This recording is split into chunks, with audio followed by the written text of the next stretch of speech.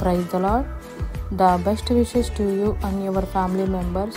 In the name of God. దేవునికి మహిమ కలుగును గాక. దేవుని నామము పేరిట మీకును మీ కుటుంబ సభ్యులందరికీ శుభాభివందనములు. Today God promise. ఈరోజు దేవుని వాగ్దానము. I will surely enlarge you.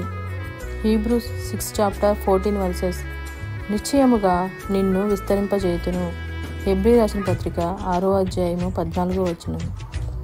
ప్రియమైన సహోదరి సహోదరులారా, ఈరోజు ఈ వాగ్దానం ద్వారా దేవుడు మనతో చెప్తున్న మాట. మన పితరుడైన అబ్రహాము గారు తనకి ఒక్కగానొక కుమారుడైన ఇస్సాకును దేవుడు బలిగా అర్పించమన్నప్పుడు అబ్రహాము గారు ఏ సందేహము లేకుండా గొప్ప విశ్వాసంతో ఇస్సాకును బలి ఇవ్వటానికి బయలుదేరారు. ఆ విశ్వాసాన్ని చూసిన దేవుడు ఎంతో సంతోషించాడు. అప్పుడు అబ్రహాము గారితో యేసయ్య ఇలా అంటున్నారు, నేను నిన్ను ఆశీర్వదించి ఆకాశ నక్షత్రము వలె సముద్ర తీరమందలి ఇసుక వలెను నీ సంతానమును నిశ్చయముగా విస్తరింపజేతును. నీ సంతతి వారు తమ శత్రువుల గవిని స్వాధీనపరుచుకుందురని యేసయ్య అబ్రహాము గారితో చెప్తారు. ఇక్కడ మనము ఎంత విశ్వాసము దేవుని పట్ల చూపిస్తున్నామో అనేది ఒక ఆలోచన. అబ్రహాము గారు సందేహింపక విశ్వసించినట్లు మనము కూడా నిశ్చయముగా ఆయన్ని విశ్వసించాలి, ప్రేమించాలి.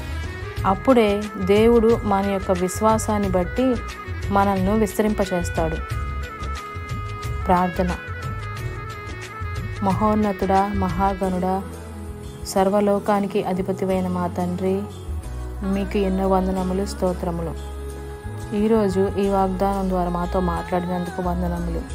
ఈ వాగ్దానం వింటున్న ప్రతి ఒక్కరి జీవితంలోనూ, మా అందరి జీవితంలోనూ అబ్రహాము గారి వలె సందేహింపక విశ్వసించే వారముగా మేము నిశ్చయముగా నిన్ను ప్రేమించి నీ కొరకు నిలబడే బిడ్డలముగా అట్టి కృపను, అట్టి దయను దయచేయమని నజరేయుడైన యేసుక్రీస్తు అతి పరిశుద్ధ నామమున అడిగి వేడుకొనుచున్నాను తండ్రి.